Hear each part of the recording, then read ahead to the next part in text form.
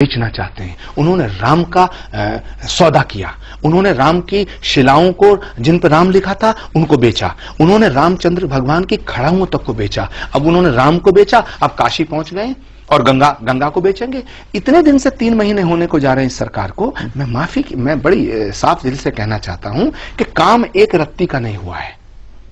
लफ्फाजी हो रही है कोरी, मुझे ये बताइए, हो रही है गंगा के नाम पर। आपने जो बात कही कि राम के नाम पे सौदा हो रहा है, गंगा का सौदा हो रहा है। आप भारतीय संत समिति के अध्यक्ष हैं और भी बहुत सारे ऐसे ऑर्गेनाइजेशन हैं जो धर्म की रक्षा के लिए हैं, धर्म को किसी तरह से व्यवसाय में ना बदला जाए उसके लिए। आप लोग विरोध क्यों नहीं करते?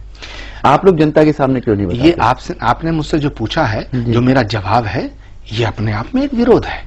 और माफी के साथ कहना चाहता हूं मैं कि नरेंद्र मोदी जी की सरकार जब से आई है तो संत जो है दहशत में है। संत दहशत में क्या मतलब? संत दहशत में है और जो संत सच बोल रहा है वो इनके निशाने पे है। वो इनके निशाने पे है। ये देश केवल, इसकी खूबसूरती पता क्या है? इसकी खूबसूरती ये है कि यहाँ मोहम्मद रफी गीत गाता है कि बड़ी देर भई नंदलाला तेरी राह तकें ब्रजवाला। ये देश वो है जो अल्लामा इकबाल कहता है कि सारे जहां से अच्छा हिंदुस्तान हमारा। ये वो देश है जिसकी तहजीब को गंगा जमनी तहजीब कहा गया है। ये वो देश है जब देश के टुकड़े हुए धर्म के नाम पर तो मुसलमानों ने ये कहा कि हम पाकिस्तान नहीं जाएंगे। ये वो देश है जिस देश की आजादी के लिए अगर भगत सिंह का खून बहा है तो अशफाक को फांसी दी गई है। उसकी कुर्बानी और उसकी शहादत इसमें, इस मिट्टी में शामिल है। अशफाक उल्लाह खां से जब पूछा अंग्रेज ने कि तुम्हारी आखिरी ख्वाहिश क्या है, उसने कहा कि कुछ आरजू नहीं, गरारजू तो ये है, लाकर जरा सी रख दो खाके वतन कफन में। मैं पूछना चाहता हूं कि क्या वो अशफाक उल्लाह खां की कुर्बानी को क्या जवाब देगा आरएसएस?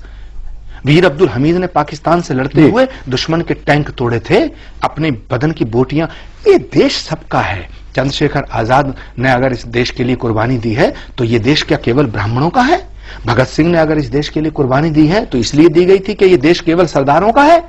अशफाक उल्लाह खान ने अगर कुर्बानी दी तो क्या ये देश केवल मुसलमानों का है? ये देश जितना हिंदुओं का है उतना ही मुसलमानों का है। आपने बड़ी अच्छी बात कही कि ये देश जितना हिंदुओं का होता है उतना मुसलमानों का है। लेकिन रह रह करके कुछ ऐसी चीजें होती हैं जिससे मुस्लिम समाज की अगर बात करें, आपने नाम लिया है तो मैं आपसे सवाल कर रहा हूं कि उनको ये लगता है कि शायद उनके साथ यहाँ पे न्याय नहीं हो रहा है।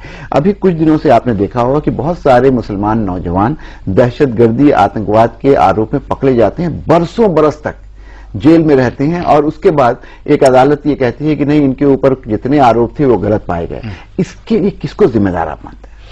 देखिए, ये एक इंटरनेशनल साजिश है।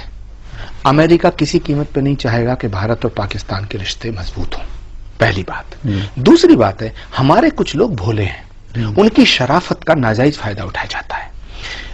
मिसाल के तौर पे इतिहास गवाह है, गांधी की हत्या किसी मुसलमान ने नहीं की। इंदिरा गांधी की छाती को छलनी किसी मुसलमान ने नहीं किया। राजीव गांधी के टुकड़े किसी मुसलमान ने नहीं किए। बेअंत सिंह की हत्या किसी मुसलमान ने नहीं की। ललित माकन को किसी मुसलमान ने नहीं मारा। ये क्या है? ये क्या है? जहां तक सवाल है कि मुसलमान आतंकवादी हो रहे हैं तो मुसलमानों के अंदर अगर जो इनोसेंसी है और उसका फायदा उठा करके वो एक इंटरनेशनल साजिश का शिकार हो रहे हैं। लेकिन मैं इस बात को मानने को तैयार नहीं हूं कि केवल मुसलमान आतंकवादी है। ये जितने नाम मैंने गिनाए हैं तो ये क्या आतंकवाद नहीं था? तो क्या ये कह दिया जाए कि सारे सरदार आतंकवादी हो गए? क्या ये कह दिया जाए कि सारे नाथुराम गॉडसे ने अगर गांधी की हत्या की तो सारे उस कम्युनिटी को पूरा जिम्मेदार ठहराया जाए?